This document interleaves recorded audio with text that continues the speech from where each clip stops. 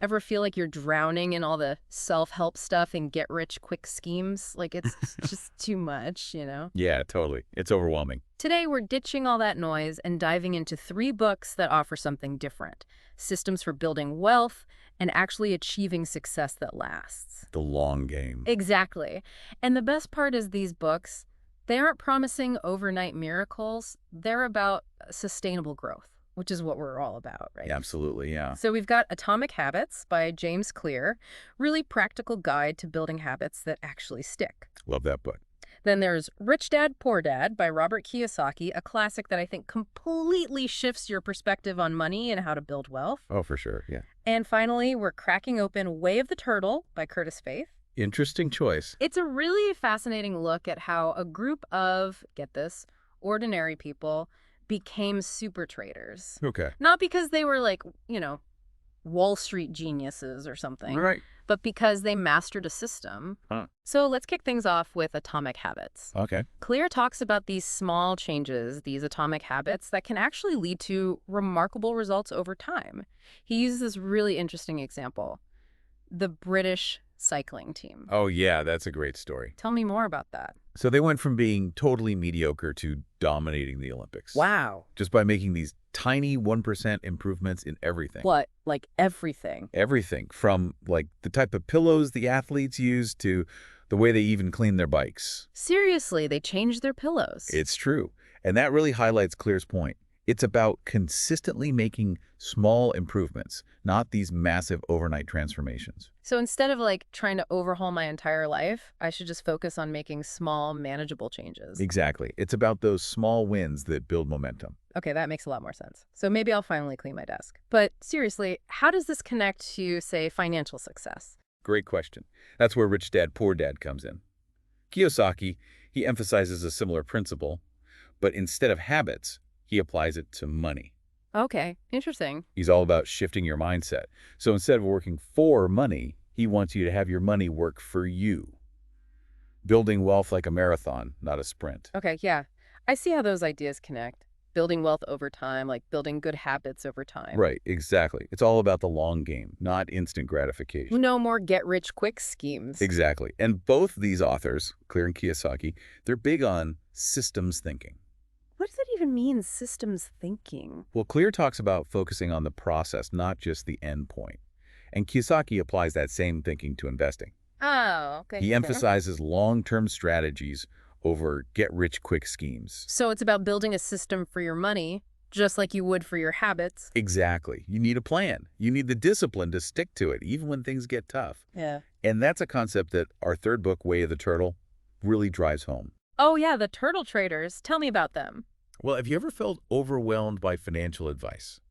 Like, everyone's got a different system. Totally, yeah. And Kiyosaki actually talks about this in Rich Dad, Poor Dad. He tells the story about these wealthy men, right? And they end up losing it all, Really? despite having all this money. Wow. It really makes you think, if money alone doesn't guarantee success, then what does? Yeah, that's a really good question. It's kind of unsettling, actually.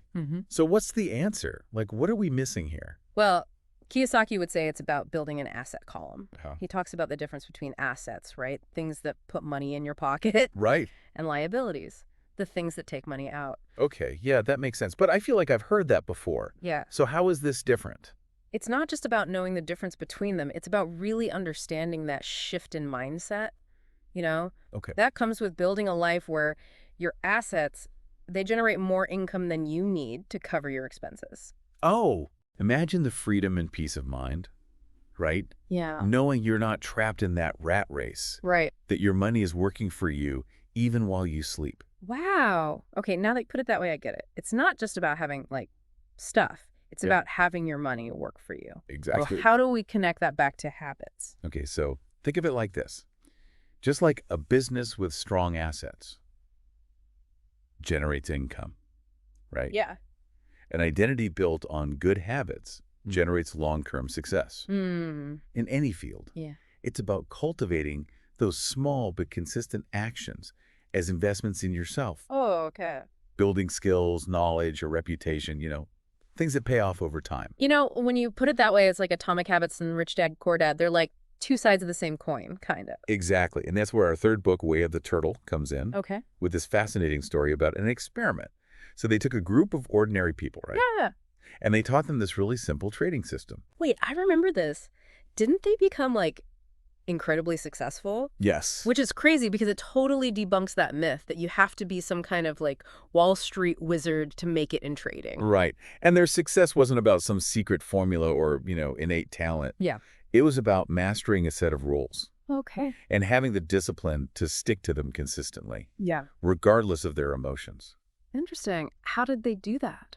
Well, they were taught to manage risk, to control their impulses, and to avoid those common pitfalls, Yeah. like getting greedy or panicking when things got tough. Right. Yeah, yeah. So, like, how did they actually do that? What were the rules? Like, give me the specifics. Okay, well, one of their core principles was risk management. Okay. The turtle traders were taught to never risk more than 1% of their capital on any single trade. Wow, really? Yeah. And this might sound overly cautious, Yeah. but it protected them from those huge losses that could wipe them out. Okay, so it's about playing it safe. I thought they were supposed to be these, like, high-rolling traders. Right, that's a common misconception. Yeah. They were successful because they were disciplined, not reckless. Right, right. They understood that slow and steady wins the race. I mean, they called it the way of the turtle for a reason. So slow and steady, huh? Yeah. That actually reminds me of something Clear talks about in Atomic Habits.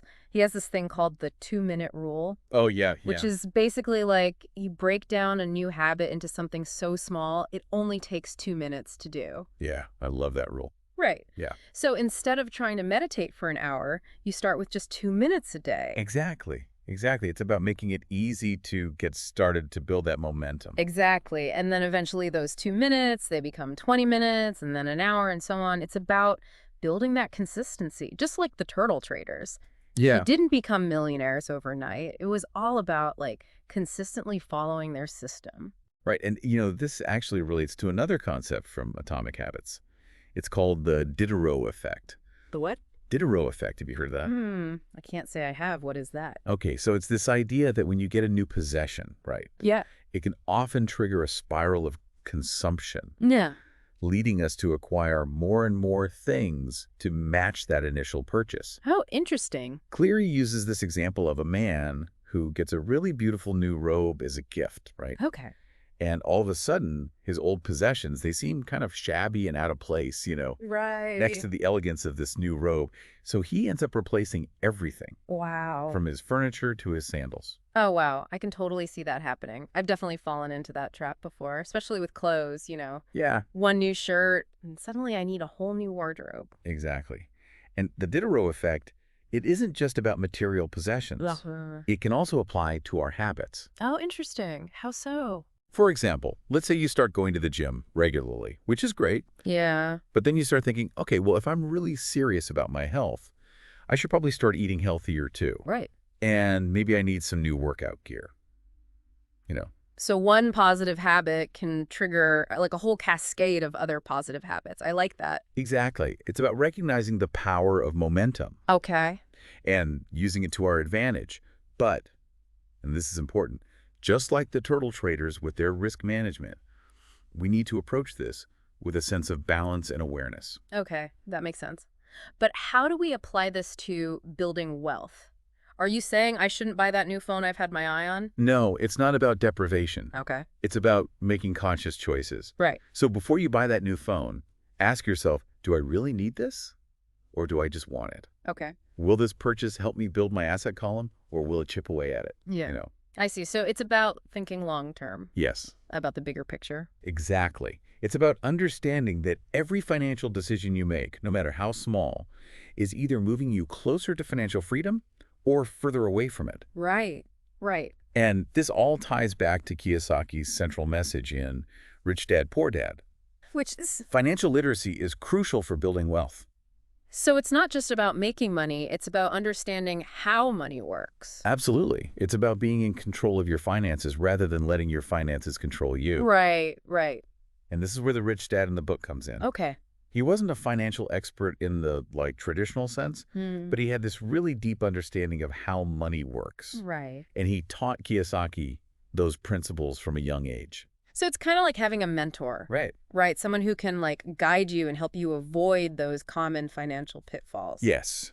And this mentorship, it doesn't have to come from like a person, you know? Right. It can come from books like the ones we're discussing, Oh, right. Yeah. or from seeking out financial education through courses or workshops. The Right. important thing is to be proactive and take control of your financial future. This is all so fascinating. I'm starting to see how all these like seemingly disparate ideas, habits, wealth building, and even the story of these turtle traders, how they're all like interconnected. Exactly. And this brings us to another critical point, which is the importance of managing our emotions Okay. when it comes to both our habits and our finances. Okay, I can see how that's definitely relevant. I know I've like sabotaged my own good habits because I let my emotions get the best of me. Yeah. But how does that relate to the turtle traders? Well, remember how we talked about how the turtle traders were taught to follow their system even when things got tough? Yeah, That required incredible emotional discipline. right. They couldn't afford to let their fear or greed dictate their trades. Right. They had to like stick to their plan no matter what. Exactly. And that's a skill that's essential for success in any field. Yeah. But especially when it comes to money. Think about it. How often have you made a bad financial decision because you were feeling impulsive or fearful or overly optimistic? Oh, more times than I'd like to admit. Like, I remember the time I bought those really expensive shoes on sale, Oh, yeah. even though I didn't need them and I definitely couldn't afford them. We've all been there. Yeah. But the more we can learn to manage our emotions, to make decisions based on logic and a solid plan rather than on fleeting feelings, the better equipped we'll be to achieve our financial goals. Okay, that makes a lot of sense. But how do we actually do that? How do we develop that kind of like emotional discipline? That's where the connection between these three books becomes even more powerful. Really? They all offer strategies for developing self-awareness and self-control, which are crucial for mastering our emotions. Okay, so let's get into that. How do these books approach emotional discipline? Give me some specifics. So we've talked about this idea of emotional discipline, but like that's way easier said than done, right? So how do these books actually suggest we cultivate that self-control? Well, Claire, he talks about the importance of designing our environment for success. Okay, It's about making good habits easy and bad habits difficult. makes sense. For example, right, if you're trying to, let's say, save money, you could set up these automatic transfers to your savings account, Oh, okay. so you're not even tempted to spend it. That's a great idea. Out of sight, out of mind. Yeah. Exactly. And Kiyosaki would say it's about changing your mindset about money. Okay. He encourages us to, like, view challenges as opportunities Okay. for learning and growth rather than just, like, setbacks. Okay, so it's about shifting our perspective, right? Yeah. Like looking for those lessons in our mistakes. Exactly. And how does Way of the Turtle tie into the... Well, the turtle traders, they had these really specific rules they followed Yeah. to manage risk and to, like, control their emotions. Right. They called it their system, and it helped them avoid making those impulsive decisions Yeah. based on fear or greed, right? So it's about having a plan and sticking to it even when things get really emotional. Yes, exactly. Like having those set guidelines for your behavior, kind of like Clear's 2-minute rule, but for your emotions. Precisely. It's Yeah. about creating that structure, Yeah. that supports our goals and helps us make those rational decisions even when we're feeling impulsive. This is all making so much sense. It's like these 3 books are different pieces of the same puzzle. Totally. They each offer this unique perspective on how to build a successful life. Yeah, absolutely. So if our listeners could take away just one like key action item from each book, what would it be? Okay, from Atomic Habits, I would say start small. Okay. Focus on building just one tiny habit at a time. Okay, yeah. And remember, those small changes, right, Mhm. compounded over time, those can lead to really remarkable results. Love it. Small changes, big impact. What about Rich Dad, Poor Dad?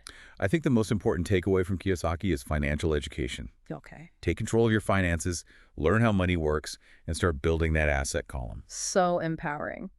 And finally, Way of the Turtle. The key lesson there is the power of discipline and having a system. Okay. Whether it's for your finances, your health, your career, having those set of rules and sticking to them, even when it's hard, that's crucial for success. This has been such an insightful deep dive. It's amazing how these 3 books, while seemingly about such different topics, offer this like really interconnected wisdom for building a successful life. So to wrap things up, If there's one thing I hope you got out of this, it's that real, lasting success. It's not about shortcuts or magic formulas. It's about building that solid foundation, right? Absolutely. Based on good habits, a sound financial mindset, and the discipline to stick to your plan, even when things get tough. You got it. Well, on that note, we'll wrap up our deep dive for today. Be sure to check back in for our next episode, where we'll be exploring even more insightful reads. Until then, keep learning, keep growing, and keep striving towards that bright